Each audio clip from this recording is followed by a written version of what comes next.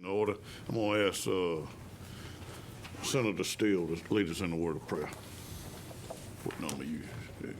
6. Good morning. Heavenly Father, thank you so much for this beautiful day. Thank you for a reminder of everything in this great world that you've made and just bestowed upon us. Father, we ask you to please be with us as we mindfully consider the bills before us, to do the best for the world that you've created and the people that live on it. In your Son's name we pray. Amen. Amen. We're going to have several bills this morning, but we're going to start with one that's I've had a request from a House member chairman that try to let him go first, so I'm going to let House Bill 396 go first. I didn't say you could go to the table.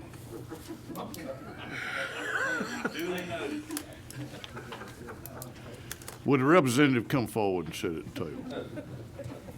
Yes, sir, if I may. Sit in the one in the middle. See, now you have some idea what I endured the 2 years I shared a condo with. I'm learning. I'm learning, ladies and gentlemen. State your name and social security number. I'm Representative Ken Vance from the 133rd District, Georgia. And what area is that? You know what, is that in South Carolina? Or No, what is sir. that? It's it runs from the Oconee River to Gray. All right. And last 4 digits of my social is 189. No. Now, who is your senator? The Honorable Rick Williams, All immediately to my right. all right. Ladies and gentlemen, just going to tell you right now, this is his first bill, so y'all know what we got to do. Go ahead, continue. Yes, sir. This is House Bill 396. Thank you, Mr. Chairman. It's a pretty innocuous bill, really. All it does is add the president of Georgia College and State University or their designee to the Oconee River Greenway Authority. When this bill was created by the legislature in 2002, that position was inadvertently left off, and it took 20-odd years to realize that and get it back on. Georgia College and State University does a lot of educational training along the Greenway belt, which is 2.2 miles in length. I'd appreciate your favorable consideration on this. There is no money involved. Now, Representative, did you, since you're going to add the president of Georgia State College to the list, did you invite the president here today? No, sir, I didn't. Wouldn't you thought that'd be a nice gesture to Well, I talked the with person that you trying to put You're on the exactly board? right, and we've had numerous conversations as late as last evening, and that I was going to be presenting this bill today, and she sent me her wishes and said good luck. She used to be a state representative and a secretary of state, so she's very familiar with the process. I understand. Any questions for the freshman? First bill, Representative. Come on, committee. Help me out. All right, what number, Ms. Jones? 10? Yes. Good morning. Good morning, sir. Do you have the president's permission to add her, I understand it is a her, to this legislation? Yes, sir. It's a her, and yes, sir, I do. Her name is Kathy Cox. Is it in here, or did you just leave it out intentionally? No, sir. I don't know if she'll be president forever. I hope she is, but when you start naming names, we'd have to come up here and do it again, wouldn't we, to change the name and add a different one? Representative, Sir? I think I'm asking the question. Yes, sir, you're right. I'm making it hard on myself, aren't I? Representative, she is the president at the time, at this moment, correct? Yes, sir. And you mentioned in your presentation that she had passed along her words of expression and good luck to you. Is that correct? Yes, sir. Does that mean she really doesn't care if it passes or not? No, sir, she really cares if it does pass. That's why we talked last evening. Does she have a vested interest in this fiduciary responsibility? Fiduciary, no, sir. What is fiduciary? Fiduciary is The money. college, doesn't the Fiduciary is college have an money. investment? Doesn't, No, does she do training? No, the Greenway, sir, is owned by the city. Oh, you got out fees, thank you. Yes, sir. Any other question? Oh, what number, Senator Williams? Number 1. No, number 1. Look like y'all got something in common, but Little bit. look like he got a little bit more than you do. Mike, a lot of these people have not been to Milledgeville and seen the River Walk. Can you kind of describe it for us, what it does? Yes, sir. It's river walk paved and all. It's 2.2 miles in length. Every day there are numerous people walking, bicycling. Georgia Military College does some of their Raider training down there on a place that they've improved to do that training at down on there. It's a beautiful place. It does flood from time to time, but it was built in such a way as to the runoff occurs very quickly, and there's very little upkeep after it does flood. Do you ride your bicycle down it? Yes, sir, I do. All right. Awesome. Any other questions? What number? Number 5. Senator Payne? Good morning. Good morning, sir. You doing all right today? I hope so. I have it says on line 13, 12 and 13 were the only changes in this bill. Is that correct? Correct. And that line goes on and says to add the president of the Georgia College and State University. And then it goes on to say the chairperson of the governing authority of each county, which is in the geographic jurisdiction of the authority of the designee thereof. Do you know the chairperson of each governing authority? Yes, sir, I do. And can you name those? Bill Craig is the county commission chairman. Mayor. Oh, that's right. Oh. He was the former county commission chairman. Missed that one. And Mayor Copeland is the mayor of the city. Thank you. Don't tell her that, please. got 50% on that one, It's not a passing grade. Any other questions? Hearing none, what's the wishes of the committee? Have a motion do pass, a second. All in favor, raise your right hand. Look like it carries. Now you go on up to your ethics meeting. Thank y'all You go very much. straight, you go straight to your ethics Yes, sir. committee. Yes, sir. I'm on the way right and now. learn what you're supposed to do. And then call your county commission chairman and apologize. Thank you, Mr. Chair. Thank you. All right, moving right along, let's see, let's go with, I'll be carrying that one in the Senate. okay. Let's go with,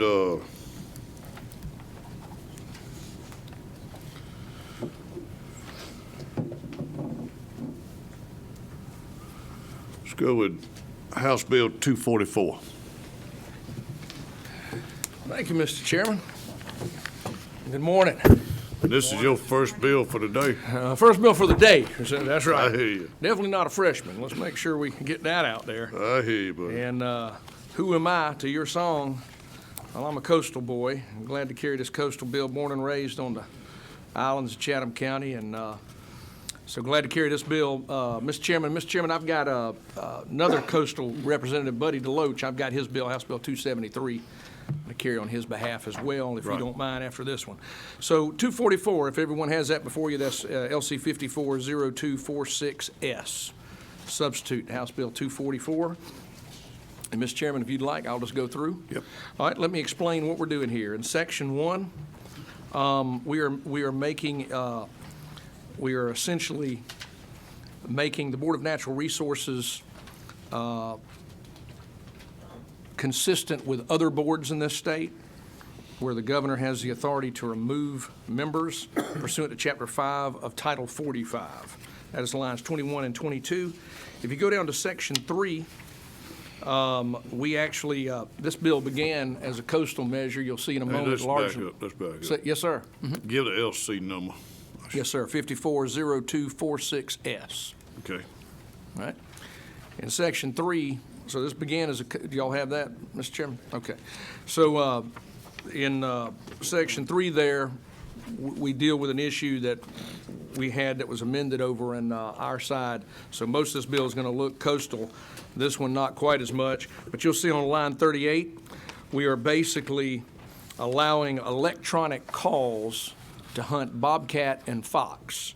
So most people probably weren't even aware of this because you can already do this for other species, but you could not use electronic calls for bobcat and fox.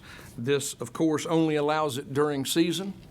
Okay, so there is a season for those two game animals, and you can call them today, but you can't electronically call them. So we're allowing electronic calls to hunt bobcat and fox. And again, I'm glad to answer any questions from the members as we go, if you'd like. What sir. number? Send it again, what number? Send it again. Thank you, Mr. Chairman.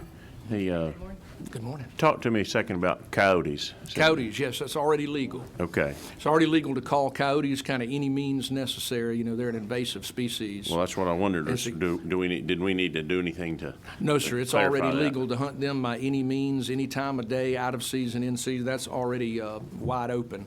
But we couldn't do so for fox and bobcat. And as you may know, predators like fox and bobcat are having a huge impact because of the increased populations on particularly quail and turkey nests and poults.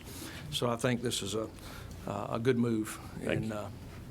had very little, no pushback at all on the House side. Thank you, Senator. Mr. Chairman, on lines 51 through 54, you see we're dealing with seafood dealers here. This is a real important issue. So seafood dealers right now have to report to the department, and of course, y'all, as y'all know here, the commissioner's here behind me and his staff. But the seafood dealers along the coast have to report to the department the activity they have with sales of fresh seafood. Some have decided they don't need to report when they have no activity. And of course, the problem that creates is the department doesn't know whether someone has no activity or if they just aren't reporting. So what this does is clarify that they have to report every month. Even if they have no activity, they shall report such non-activity. So the department will know concretely the impact on the fishery. All right, so that's 51 through 54. Lines 59 through 61, Mr. Chairman, we're dealing with a definition of cage. 4 years ago, we passed the Oyster Mariculture Bill. And by the way, I want to tell everybody here, this is real important. The department has done everything they've got to do for us to begin oyster farming. We have got leases that are already established. We've got everything done. There's only one holdback right now, and that is the Corps of Engineers approval, which continues to languish federally. And so our hope and prayer is that any day now, we're going to have final approval from the feds to start farming oysters here in Georgia. And so I wanted to just add that. So when we established the bill initially, generally what we do, we grow these oysters, we farm them, we grow them in the intertidal zone in cages. And what has happened more recently is the technology with the industry, if you will, is that a multitude of cages are placed into one larger aggregate cage, if that makes sense. And so we're basically defining it here that it can be a larger outer unit with smaller units inside size, if that makes sense. That's kind of the new way of doing things.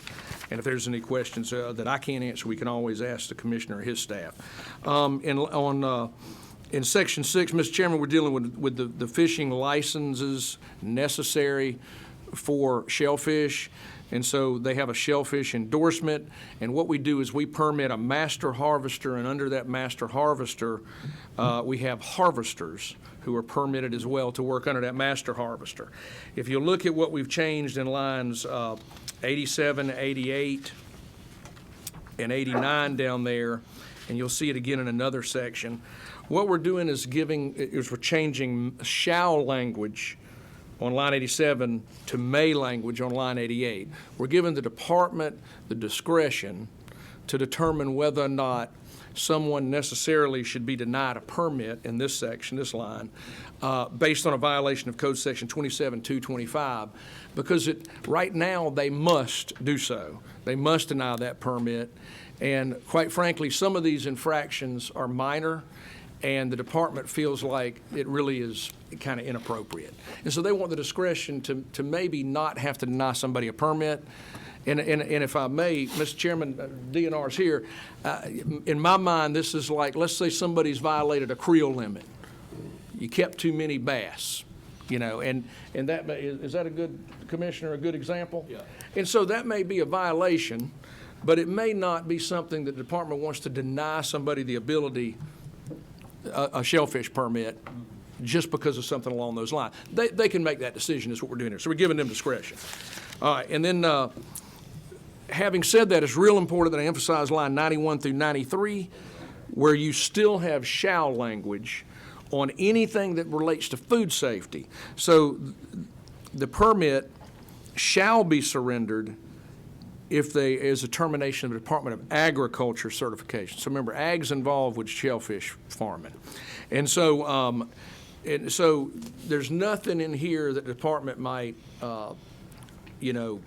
allow, using that discretion, that would be something that had related to food safety or something that was a real concern to the Department of Agriculture. Does that make sense?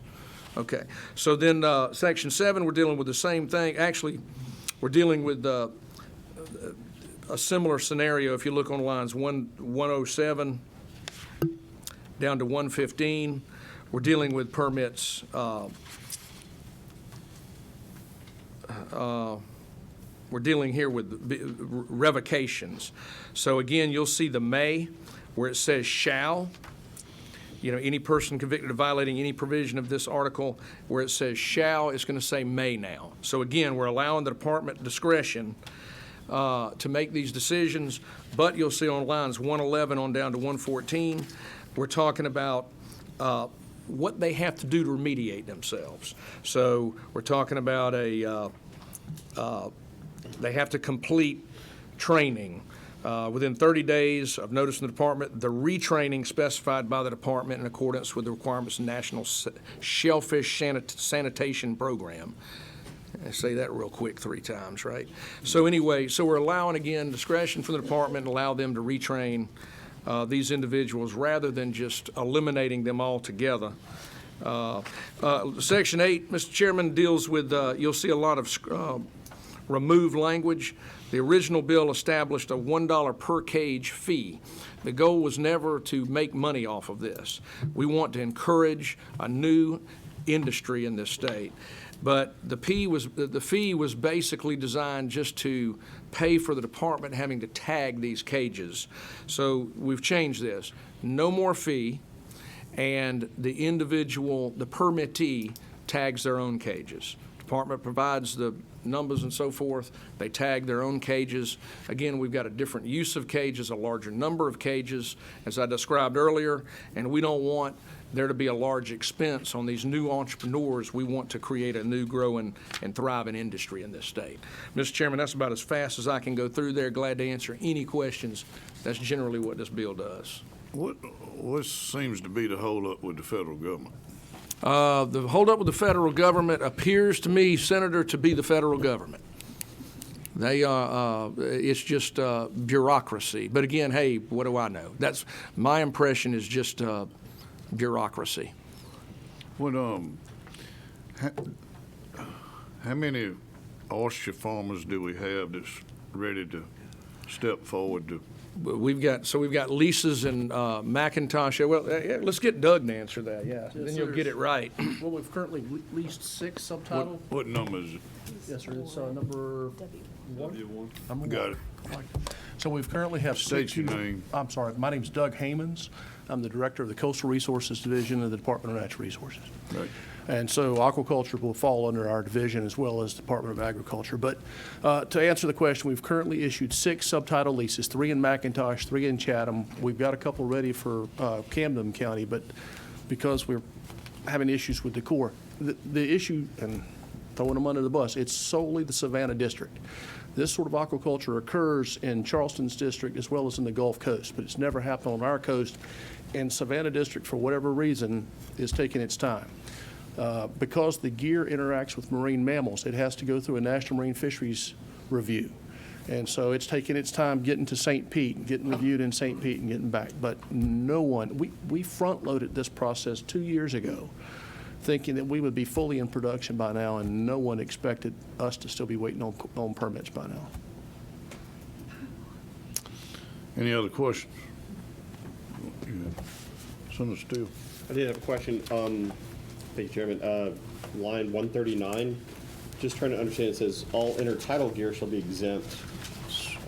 What's included in intertidal gear, and I mean, how much are we talking the exclusion would be?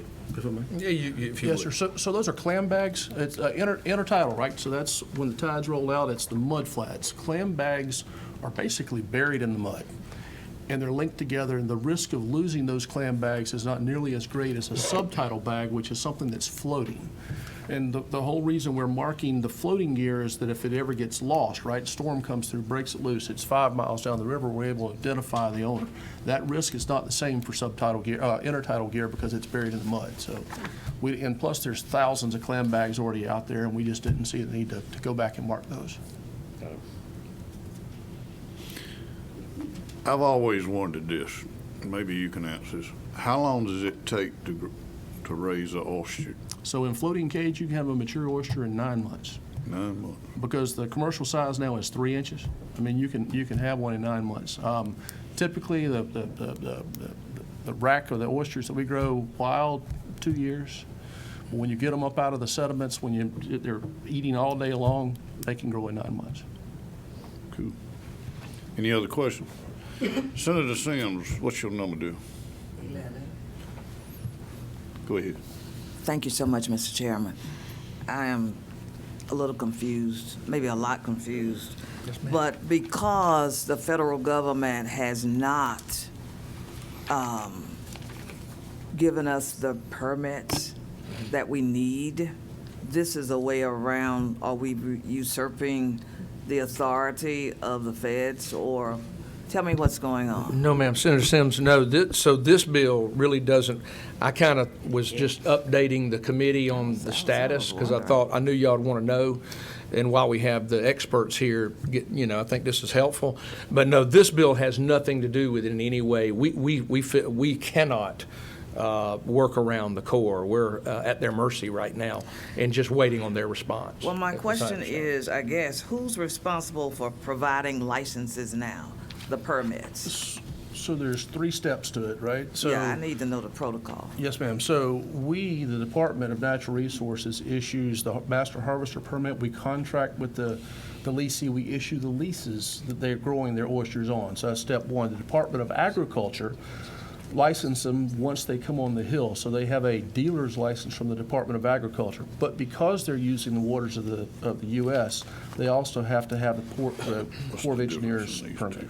So it's a 3-step process. We front-loaded this as much as we possibly could before we ever came to the legislature 2 years ago to get this legislation. We thought we were going to be way ahead of where we are now. But it is 3 different licensures. And just to note, part of it, at least from our point of view in the Department of Agriculture, it's a human safety, right? It's human health. A lot of this product is eaten raw, and for folks with compromised immune systems, it can be very dangerous. So we have taken every step that we can to ensure the public's safety. Thank you. Senator Jones? Thank you, Mr. Chairman. I'm just curious, what is the potential market for this product? Because So I it's- know all over the coastal Florida areas, Apalachicola, and Nationwide. beyond, Nationwide. And what I is would the say potential beyond. impact to the state's economy? Good Could question. is- We've had estimates in the millions, tens of millions. It's a new industry for Georgia. I think it's going to have to test itself, prove itself, but it's certainly in the millions. I'd like to add something to that. Senator, thank you for a great question. We're excited to learn what that's going to mean, but I will tell you this, being someone who grew up on the coast, we have a unique, we have so much of the marsh on the eastern coast of the United States is in Georgia alone, on our 100 miles of Georgia coast. We have a real unique flavor. You know, Georgia wild shrimp, everybody here knows you can't eat a better shrimp. We believe we're going to have there's going to be a strong desire for our oysters already growing wild, have a unique taste. Unfortunately, I describe them as ugly. You know, they grow in clumps, and a lot of people don't, you know. But I grew up eating them. They have a great flavor. They're small. They're in clumps. I think we start farming these, they're going to be highly desired all over the country, and I hope it's going to be really good for us. So, Cool. But Thank excellent you. question. I'm excited to learn. Thank you. Any other question? Mr. Chairman. What number? Send it again. Are y'all keeping my classmate, Dr. Mark Reese, out of trouble down there? He has been an enormous help. I just want to make Yeah. sure that the fine doctor said that. Shoney's big boy. He's been an enormous help down there. All right. Senator Steele? I know this is probably just a technical question with just the difference in bill numbers, but between the LC 540246 and the one that passed through the House, LC 510348S, there are significant differences. What led to those differences, and why is there such disparity between the two? All right, so the such disparity between, so the only, I don't have my previous measure. Yeah, okay, so the only thing that changed, Senator Steele, would be what is now Section 1. So lines 18 through 22 are the changes, Senator. And if I'm correct, that should be the only thing that changed from the time it left the House floor until now.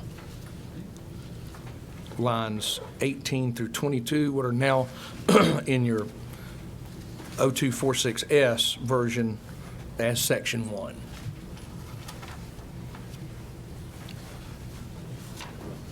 And that relates to the governor's ability to, as you'll see on lines 21 and 22, remove members of the Board of Natural Resources. Gotcha. Okay, thank you. Yes, sir. Thank you, Senator. All right. Any other questions? What's the pleasure of the board?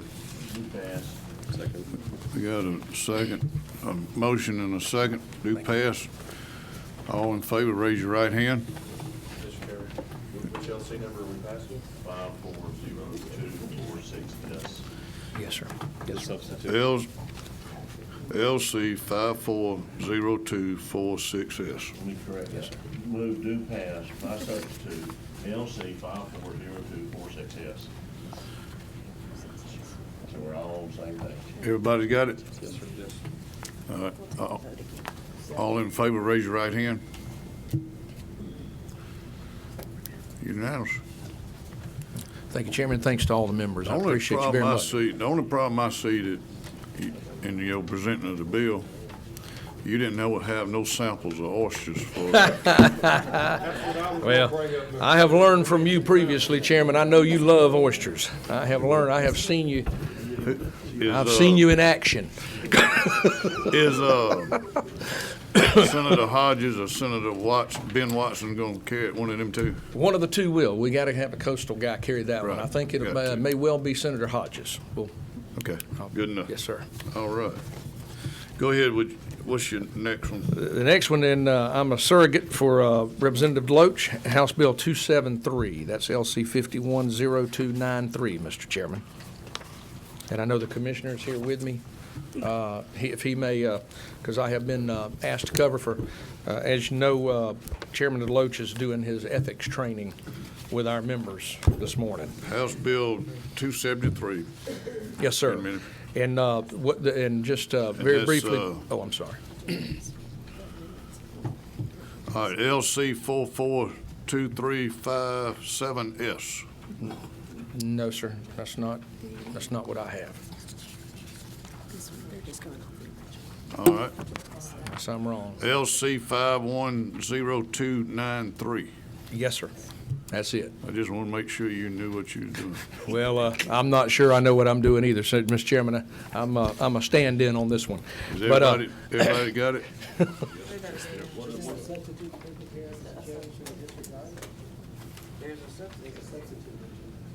No. What, Donald, is there a substitute for this measure? Okay, no, okay, there's, not that I'm aware of, Chairman. This is the bill that passed the House, If we can just be clear that we're only going with the original. 0293. all right, we're going off the original, y'all. LC 510293. Yes, sir, that's what I The have, pink Mr. sheet. Chairman. Yep. Yes, sir. Okay. All right, Mr. Chairman, this does three simple things, Mr. Chairman. Right now, what it does, first and foremost, you'll see on line 27, it allows the governor, who is a member of this body, to add his designee. On line 30, you'll see that it actually increases from 1 to 2 residents of Hog Hammock to place on, of course, we're talking about on this body here. And so it adds a member of, an additional member of Hog Hammock from 1 to 2. You'll see it eliminates all of line 33 through 37. It eliminates the Commissioner of Human Relations from being on this body. And then on line 40 through 42, you'll see that it makes the commissioner the chairperson, the governor the vice chairperson. My understanding, and the commissioner can speak more fully to that, is, but obviously it's difficult for the governor to necessarily call a meeting like this, and so the governor needs to be a member, but the commissioner would be the chairperson, and the governor, who now can have a designee, would be the vice chairman. Mr. Commissioner, I think that's the Yep. best I can do. Anything, Commissioner? Yeah, just from some historical explanation, because there's... State your name. I'm sorry. Mr. Chairman, I'm Mark Williams, Commissioner, Department of Natural Resources. Thank you, sir. It's just some historical information about the Sapelo Island Heritage Authority, because there's a lot of confusion out there as to what it actually does. So when the state purchased the island, they purchased it in 2 sales. The first one was about 15,560-something acres or so, and that's the bulk of the island, which is a wildlife management area. Within that bulk is one big mansion that was R.J. Reynolds' mansion, and we run that as a state park, bed and breakfast. Within that 16,000-acre island, there is a township or a community called Hog Hammock. On the second sale from R.J. Reynolds' widow, the state purchased lots within that community. Just their little lots, some 4-acre, half-acre, this, that, and the other. That was on the second sale. This board was created just, and their sole purpose is to govern the lots and make decision on just the lots that the state owns. Because I've heard folks, well, the authority needs to do something about the ferry, or the authority, they don't have any role in that. DNR manages all the day-to-day operations, the water system, the ferry, somewhat with trash, that's sort of a joint with the county. But everything, the fuel system on the island, it's an island, so everything's got to be done there. So that's our role in doing that. So I meet down there. At my last town hall meeting, what I heard was, and some of it could have been from confusion of our role, and I've tried to clear that up at the meeting. We need to have more meetings. We need to have more meetings. So this idea came solely from me.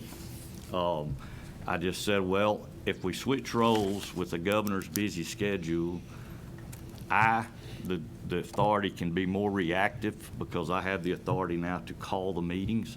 I can have meetings on the island and in different places. So that was the genesis of the bill.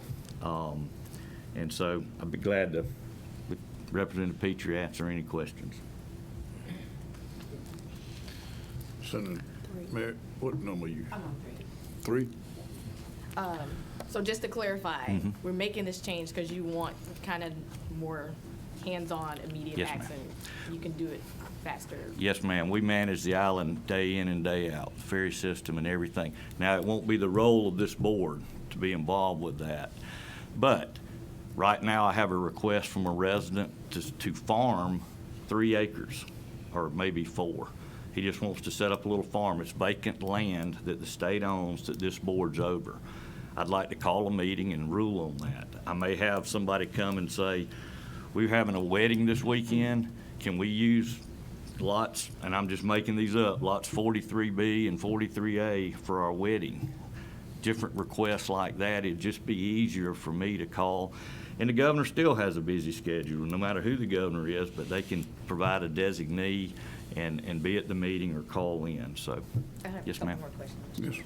So, and there's been question, and this is where I'm stuck on the residents. Yes, ma'am. Who sits on here? Right now, we have one resident sitting on the board, correct? And this moves And it the to 2. current law. Right, current law. I understand it moves it to 2. The question is the residency.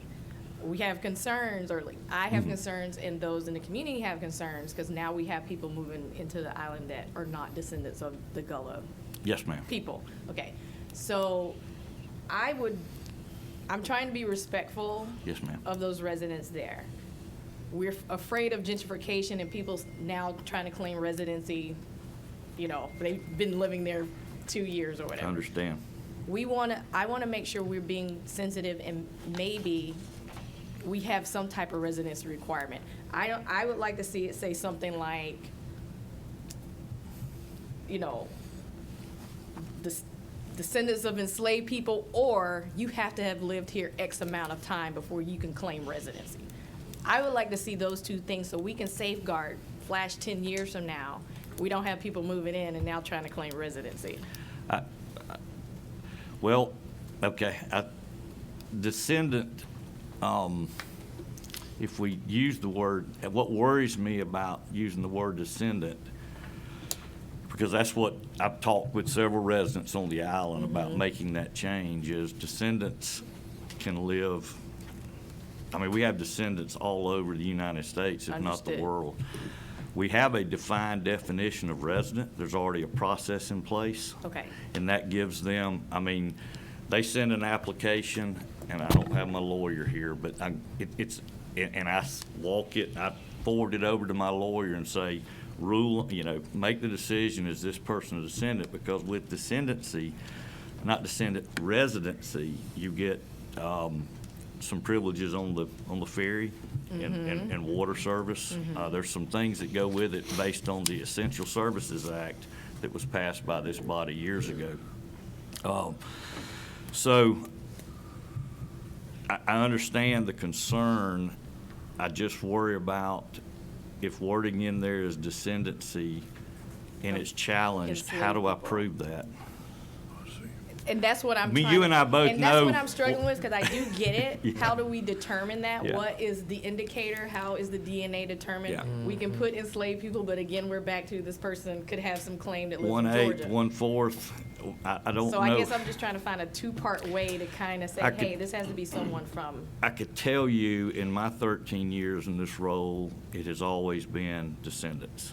I can't speak before that. Guess I could look that up, but historically, it's always been without it being codified in law. That was the intent. I just worry about resident is a known process that we have now when someone moves to the island, and it's based on deeds and I guess homestead and some other things.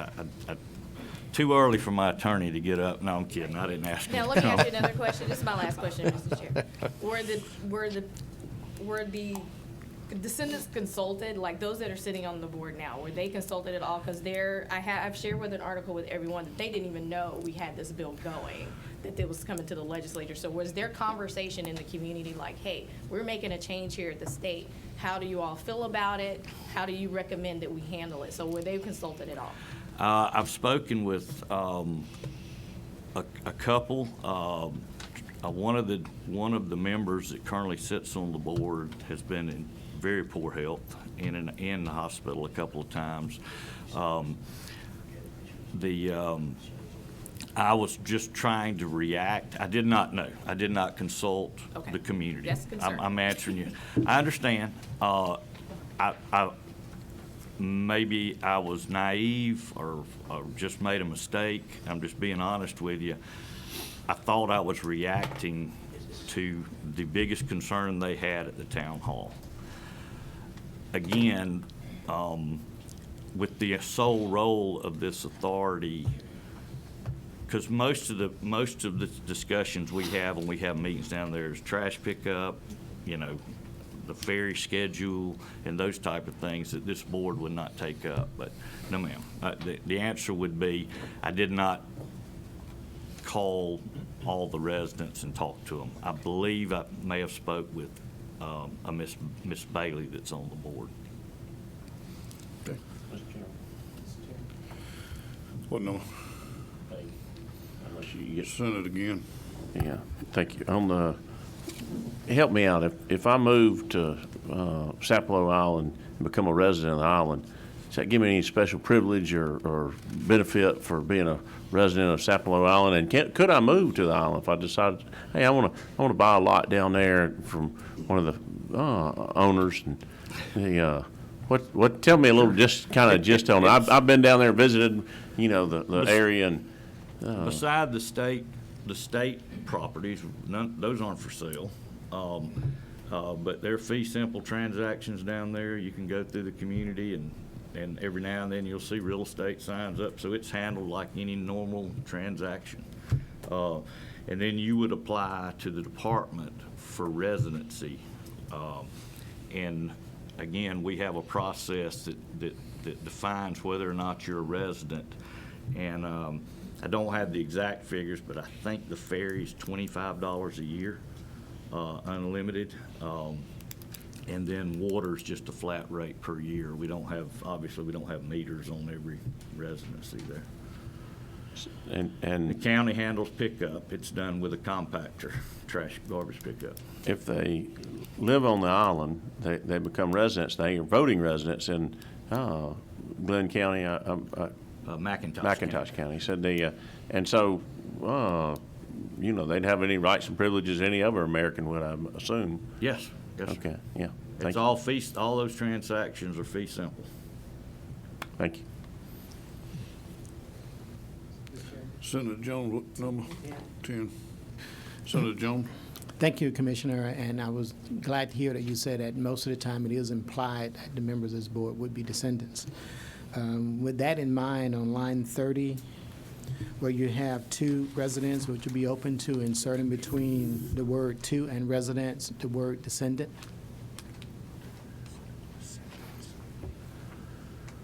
Two resident descendants. Is that what you mean? Yes.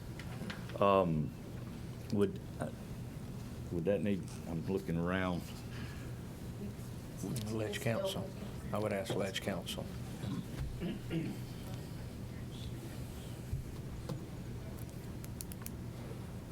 Or it could go after residents. Yes, The sir. word- But would descendants need to be defined somewhere else? Well, descendants of the community of Hog Hammock, and I was just looking up. And there's a reference to another code section, and that says there exists on Greater Sapelo Island in McIntosh County, Georgia, a black community known as Hog Hammock, which is composed primarily of the direct descendants of the slaves of Thomas Spalding, a prior landowner on Greater Sapelo Island, and the community rests on the grounds of the former Spalding plantation. So I would think descendant would be read in that context. Senator Jones, I think that clears up the worldwide people being chosen. I still struggle with how, even though that definition is there, getting into the struggle of proving that. And also, the governor still has appointing authority. And so obviously I would do the will of the committee, but I feel like I would be speaking for the governor in answering your question, yes or no, because I'm putting criteria on what his authority is to appoint somebody. I think, Mr. Chairman, if I may, I think the implication in this language is for you to do exactly that. I think you said that earlier, that these descendants, these residents would be, in fact, it's implied that they're descendants. Yes, So the sir. only thing that I'm doing is just codifying it. And that is an established community, and certainly Legislative Council doesn't have any objection to it. So I don't see why the governor or anyone else would have any heartburn over that simple clarification. And there is a lot of angst, and we got to recognize that in this community. Anytime the state starts doing anything in that community, we really got to understand the sensitivity of those original descendants in the community down in Hog Hammock. We've gotten a lot of calls. I know I've gotten a lot of text messages, and I think this would, that one little simple change would certainly earn my support and probably those of other members of the African American community. And also, if I can just kind of finish my question, Mr. Chairman. We were given a substitute in this bill that was attached. And this substitute says 2 individuals who are biological descendants of any of the original 44 enslaved families that resided on Sapelo Island, known as the Geechee community, to be appointed by the governor for a term of 4 years. That's the language that's in this substitute that's in this package. I'm sorry. I'd be more than glad to share it with you. That's an amendment to the bill. That's the sub I put in, and I was trying to make sure we were covering descendants, but we already have it written as you're recommending. Okay. Yes, sir. And that's LC 442357S. Yes. Yeah, Senator. So that's why that simple suggestion that I made would, I believe, pacify everyone and certainly go a long ways and make me feel a lot more comfortable about this vote and any blowback that may occur from these changes. And I would certainly hope the representative would agree with me. Yeah, and again, absolutely, sir, but remember, I'm standing in for Representative Deloach, so I... Absolutely. That's okay, you're I'm kind here. of just holding We the don't seat have down to- for him. Yes, You're the sir. man now. I certainly understand that. I just don't know what the process would be for a challenge to an appointment. I don't think it would be any different than what's already in place.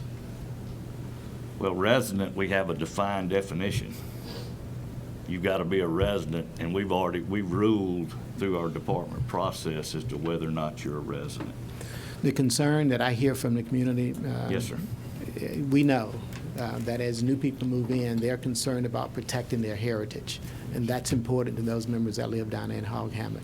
You've defined that they should be from this community, which there's already a definition, so I don't see why there should be any hesitation whatsoever of just clarifying that those members from that community that you've already said you're pulling from really, in fact, are descendants, Yes. given the definition from Legislative Council. Yes, sir.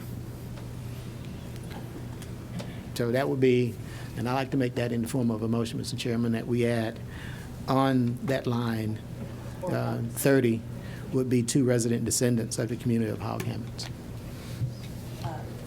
Senator, are you okay with adopting the sub that we have? It's already written instead of, I don't, I think that one word would clarify and do Yes, the sir. exact same thing without the additional language included in this sub.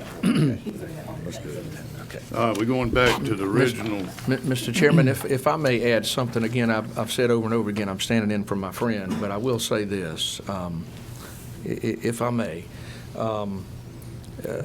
Buddy Deloach and I are very close friends. We're both coastal boys, born and raised on these islands and along the coast, and I will tell you, I'm quite certain that Representative Deloach would not have a problem at all with this amendment. I'm quite certain of that. It sounds to me like this is the intention anyway, and so, but what may be better is to simply amend his bill by adding descendants, as Senator Jones first recommended, simply to amend by adding 2 resident descendants. And that may be the easier way to do this, just to amend line 30. And I'm quite confident when I get back to Representative Deloach, he will be pleased. All right. We got a motion. Second. We got a second. Any other discussion? I want to, Just to be clear. hold on just a second. Legal counsel. Yes, sir. Come over here. Get up.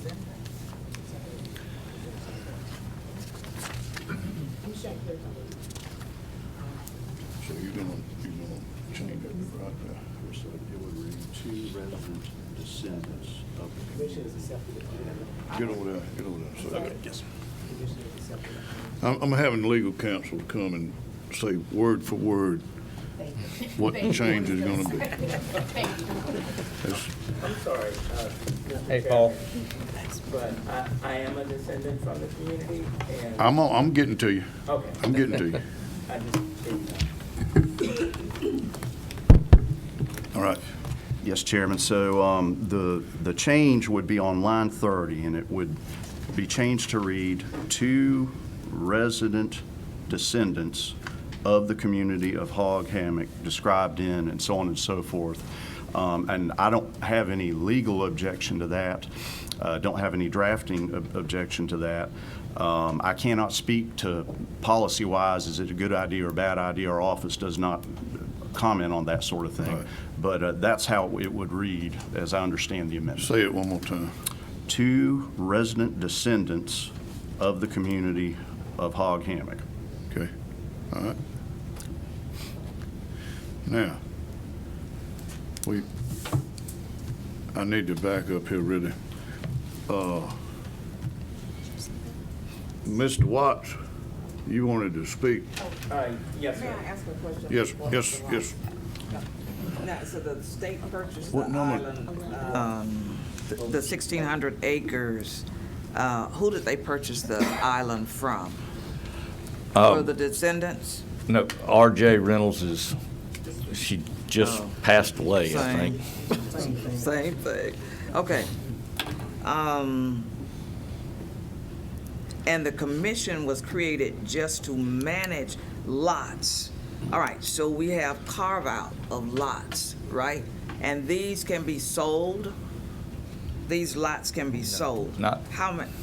Not the state-owned ones. Okay. Did we vote? We didn't, there's a motion on the floor. Yeah, right. Okay. Before we take the vote, I'm going to have Mr. Watts. Mr. Watts, you got 2 minutes. Did you say 2 minutes? Yes. Okay, well, thank you. Yes, my name is Josiah Watts. I am a descendant from the island, and I just want to let you know that, again, we didn't know anything about this bill. I actually drove all night to get here to be able to speak to you, so I wish I had more than 2 minutes, but I'll do the best I can. We did reach out to both Representative Williams and had a call, but the bill still went forward and it had no changes. And two of our descendants had a call yesterday with Representative Deloach. And we were told that there wouldn't be any changes, but there are two things that we are concerned about. One is the issue that you're talking about, the issue of descendants. And what we would ask is that that line 30 would be, changed to specify specifically descendants.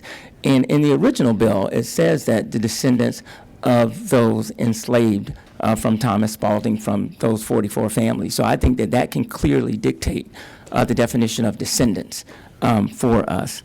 And also the other change that we wanted to see is with the governor appointing a designee, we wanted to make sure that that person is an elected official or an agency representative under the governor, so that that person can be held accountable not only to the voters of Georgia, but also to the voters that live within the community and the descendants within the community. So we were asking for those, for those specific changes. And, the thing that I would say is, I want us all to work together, here.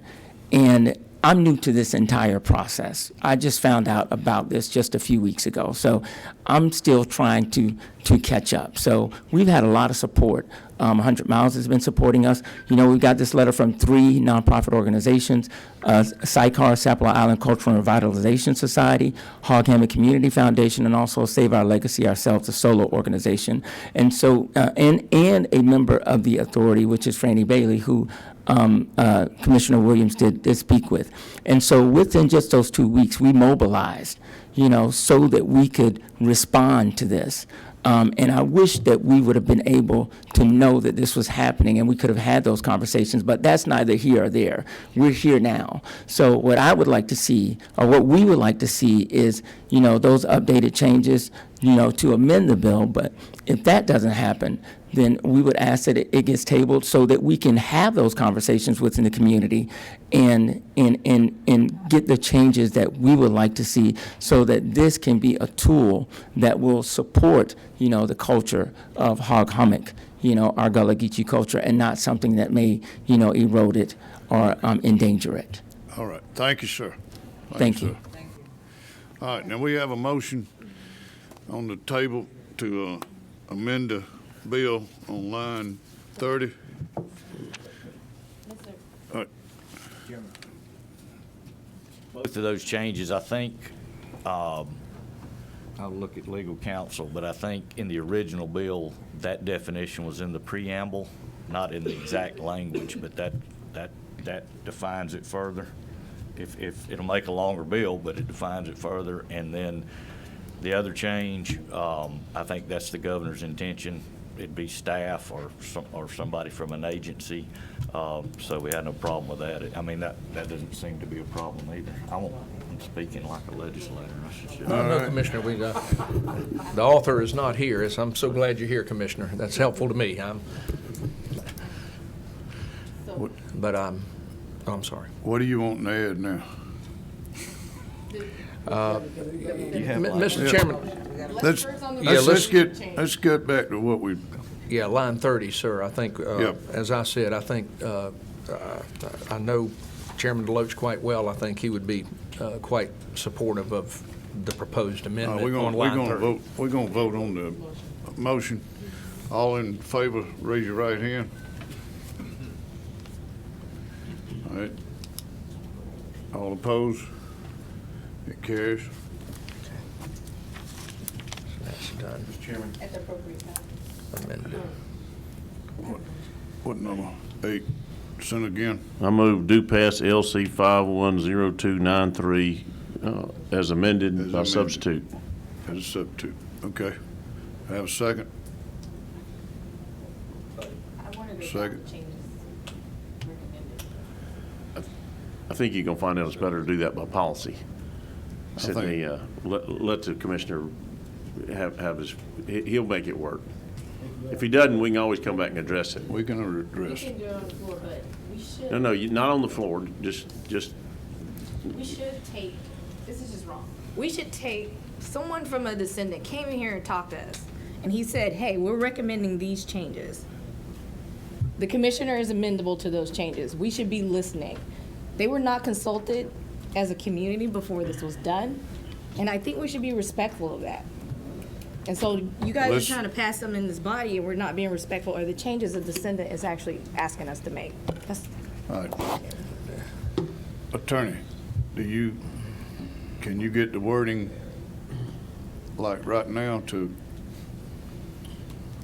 and where would it be in the bill? For the change to line 27 about the governor or his designee, let's see, which designee shall be, how about which designee shall be an employee of the governor's office? Mr. Chairman. No, it would. I'm going to tell you, that when you do things on the fly, you tend to mess them up. Well, let's table. Okay, and that's where, for me, I'd table it. I'd wait till your next I meeting. move the table and let's get it right so that we're all clear on the changes. I think that'd be smart. I think so too. But you made a motion before I did. Mr. Chairman, I respect the will of the body. Again, I'm speaking for Representative Loach. I know, I can't necessarily do that concretely, but I appreciate the improvement made to this. And I think that's the biggest concern of the community. I hate to see it tabled and not move further, but if this can be addressed still with the timeliness that you have to meet, that would be perfectly fine. And then you can get Representative Deloach back here to speak to you directly as well. I actually think it'd be better to have the commissioner, the attorney, to help us with the legislation so that it's exactly what you want. Otherwise, I'm comfortable with the commissioner making the call. I mean, you know, we know his intention. Okay, something changes, we can come back and change the law next year. Well, I motion to Do I have table a so we motion can get to- the language right. That's, so that we're all clear on what we're voting on. Motion to We table. have a motion to table. Do I have a second? Second.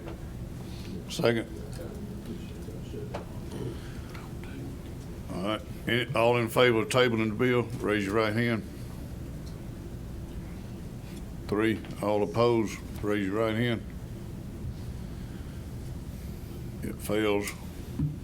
You got the count. All right. Going back to the original motion of passing,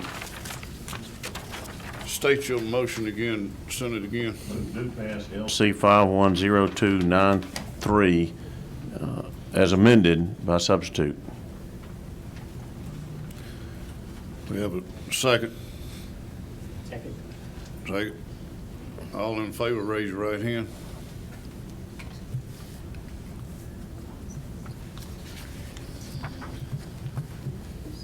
All opposed? I wanted to get it right. 2. Okay. All right, it carries as amended. All right. Thank you. Thank you. Thank you, Mr. Chairman. My light on the board. Oh, I just have a. what number you doing? 12. 12. Yes, thank you very much, Mr. Chairman. I think all my questions have been answered, but I just have one comment. We all know that black people on Sapelo Island have been treated unfairly over the years. So anytime we have going forward, anytime we have a bill like this, we don't need to try to sneak it through. We need to make sure that everybody is involved. And I'm glad to see one of the senators come today. Real troubling by this and by the author who did this. Thank you very much, Mr. Chairman. Mr. Chairman, if I may, just to respond to that, again, it's not my measure. I didn't sponsor this bill, but I did co-sponsor it with him because we wanted to improve things down there. But I will tell you that it's been discussed all session. It's been through House committees and on the House floor and everything else. So at any rate, I'll let the sponsor speak for himself. Representative. Glad we're able to improve it today. Once again, would Senator Hodges or Senator Ben Watson be carrying it? Yes, sir. One or the other, I would assume, but that'll be, I'll let Representative Deloach make that decision. I think you got Senator Hodges in the back. He's raising his hand. He said, okay. That would be great. All right, Senator Hodges. All right, thank you. Thank you, Mr. Chairman. Thank you. All right, House Bill 436.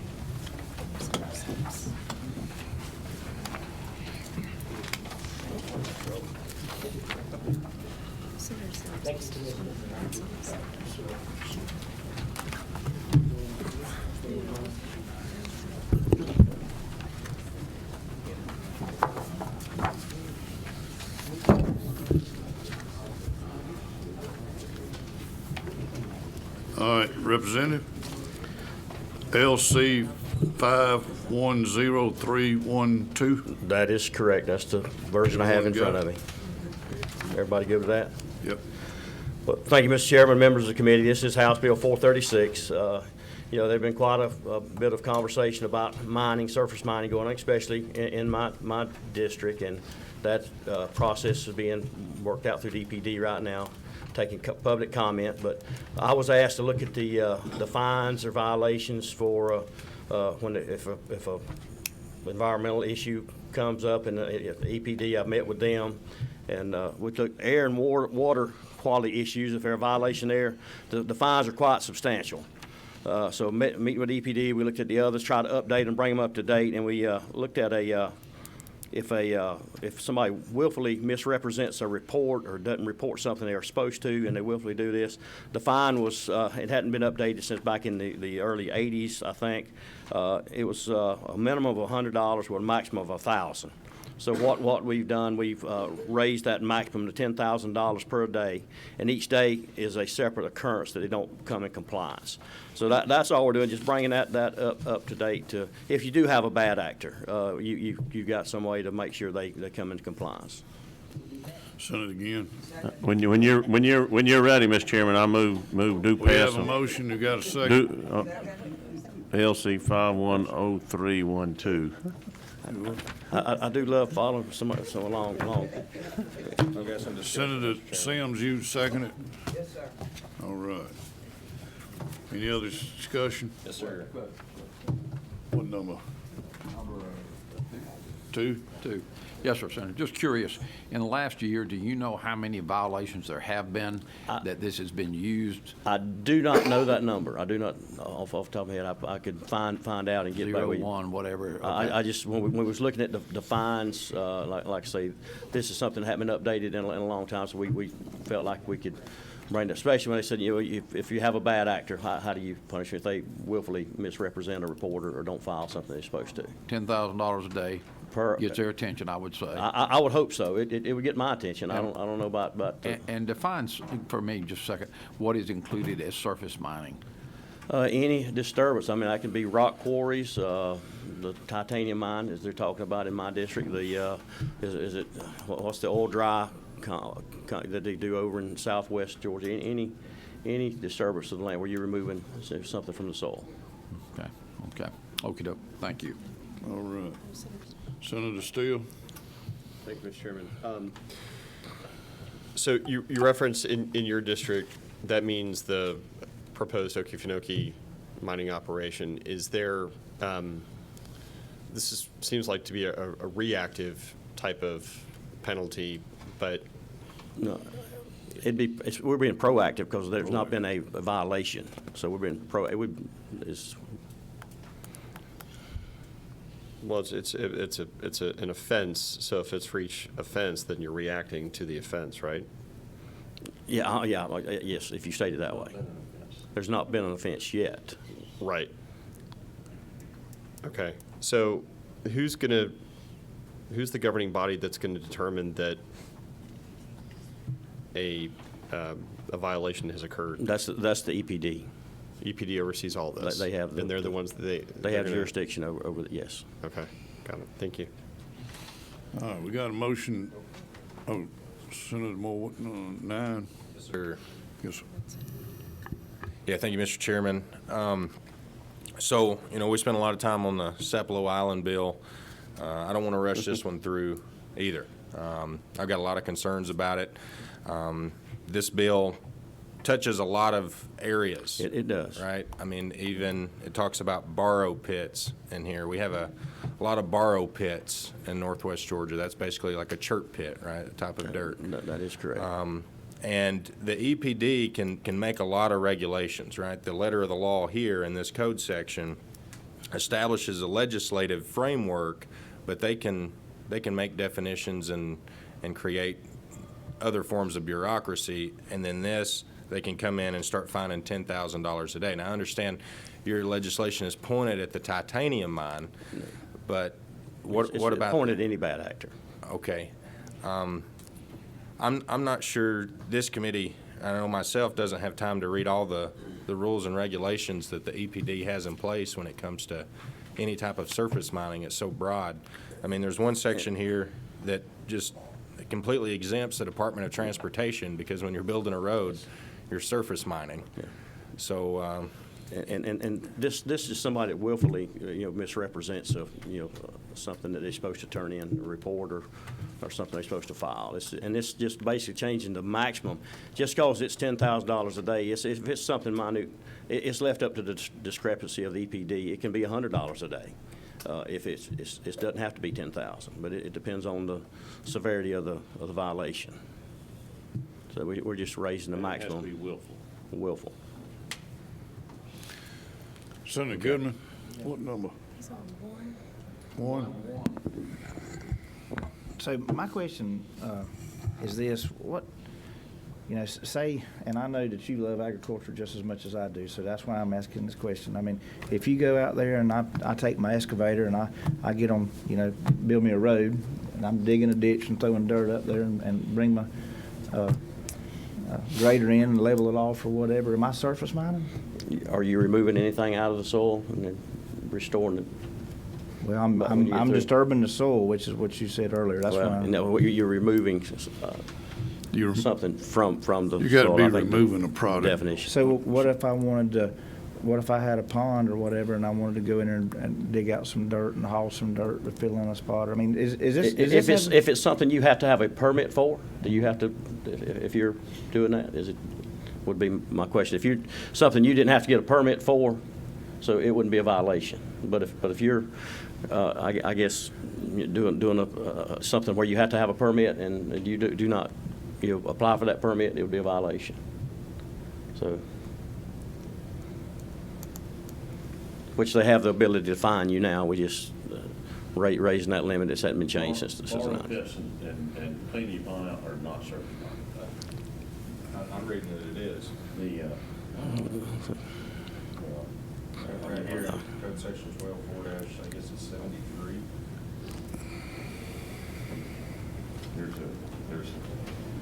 go back and read through their definitions. My experience is it's never have done.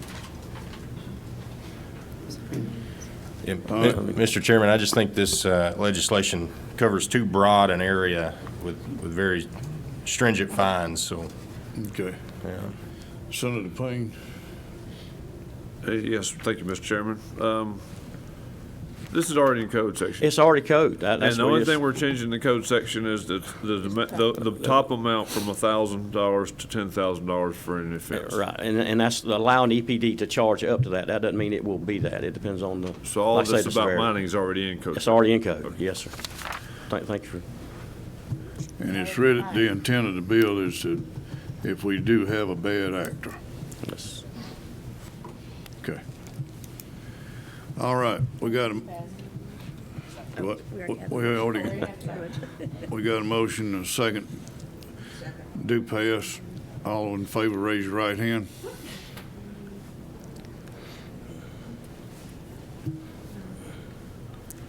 All opposed? Two. You got two. Okay, it carries. Thank you, and I'm going to ask Sam Watson to carry that for me. Sam Watson, Senator Sam Watson. Senator Sam Watson. Y'all got a good member. All right. Thank you, sir. Thank you. All right. House Bill 43.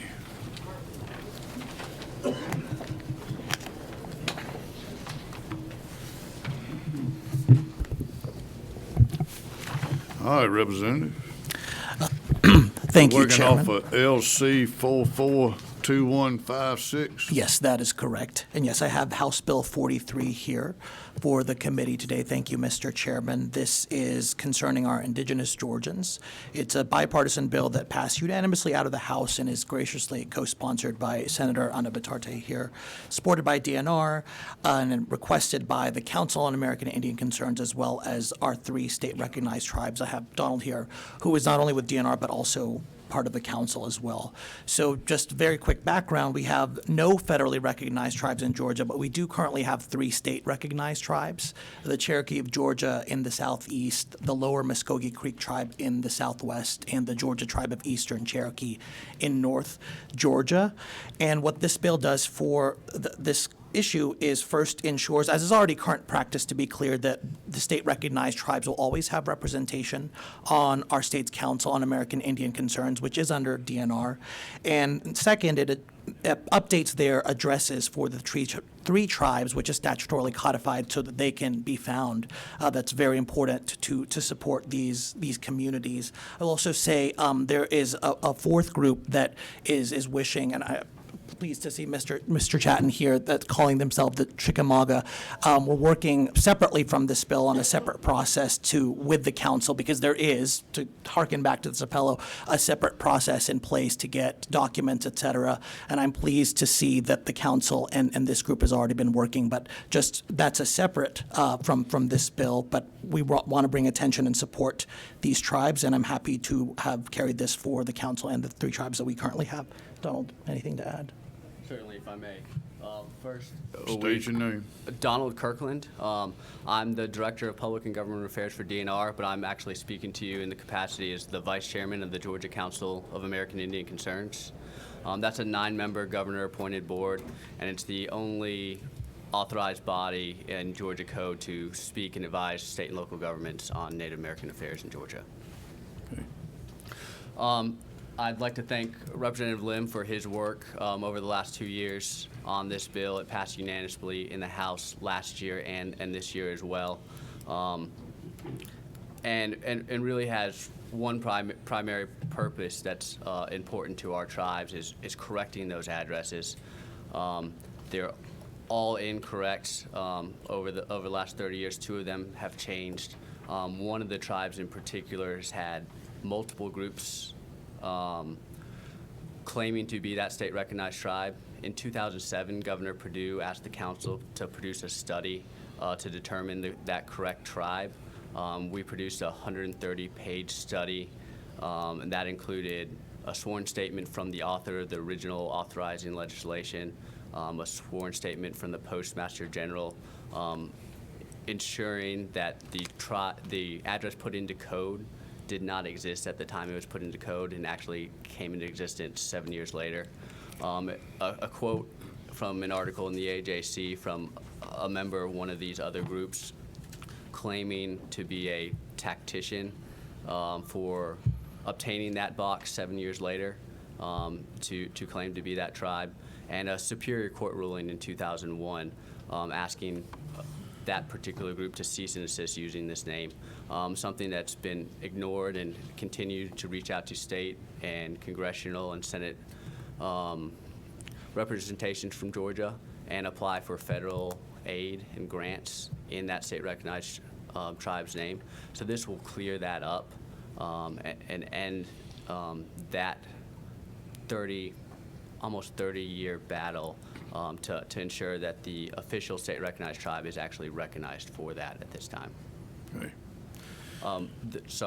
The council has no disputes that particular group is something and does not deny their heritage, but also strongly disputes and put a lot of effort and state resources have been used to determine the actual intent of that legislation and who the official state-recognized tribe is, and we would like to correct that with this bill. Okay. We do have Mr. Chaplin. Huh? I wish not. Not you. Okay. All right. All right. Any questions? Comment, Mr. Chair. It seems we needed some of this language in the Sapelo bill to determine who is actually descendants. Just a comment. That mechanism does exist. We have an anthropologist on here, archaeologist, but just a comment. Okay. Any other questions?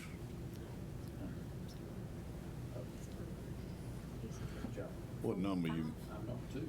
Number 2? Yes, sir. Question I have for you is on line 37, it references a reservation. Does Georgia have any reservations, official Indian reservations in the state? Or is this recognizing them as a reservation? Because my understanding is a reservation is a piece of property as a general rule that is subject to their own federal laws, things of that nature. And I just wondered, what's the situation around that? Georgia has no federally recognized tribes and no federal reservation land. The census recognizes this group and this area as a reservation. For their terminology, it will have no impact that a federal reservation would have, and there's no gambling implications as we've spoken on in the past. Okay, so because here it says it recognizes as legitimate tribes. It doesn't just say this is an address change, and I was just curious because it does recognize it and says it's if you look at line 31, 32, and then it says that this is not just an address change, but it's recognizing, and I saw that it had a reservation there. That was my curiosity. And it was recognizing in 1993 when that original legislation was passed. This bill simply updates those addresses. And again, as we've discussed in the past, the council is actually prohibited by state law to have anything to do with gambling. And to even speak of it, we have to notify the speaker, the governor's office, and the lieutenant governor. Okay. And may I just add to that, Chairman Harbin, so while they are using that name, and as Donald mentioned, for the census purposes, and anyone can use that name, for the federal laws, the reservation is not an autonomous body. And I think that is potentially relevant to the concern of the chairman. While there are federally recognized tribes, again, not in the state, and they have reservations that are autonomous, none of these are, and this would not even take a step towards that. So there are no official reservations in the state of Georgia that are recognized either federally or by the state. Am I correct? Correct. And As you are interpreting the sense of the word, yes, that's correct. words matter. That's why I'm asking. Okay. Any other questions? And just to, there's no, for example, statutorily or in rules and regulations of the state, there, that has no meaning for those points. Send it again. Number 8. Who owns the property at 107 Tall Pines Drive?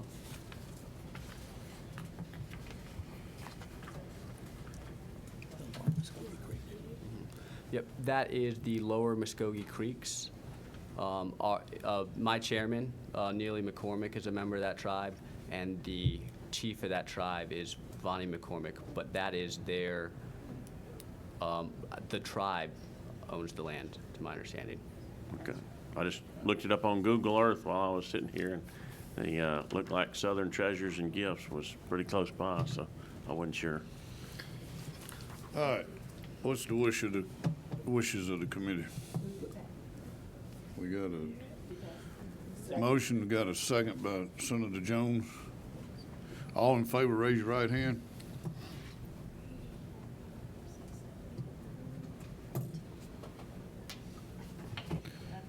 Got it? Opposed? Carries. 11-1. Thank you, Committee. Thank you, sir. Who's it gonna be, the senator? Senator Anavatarte. Okay. All right.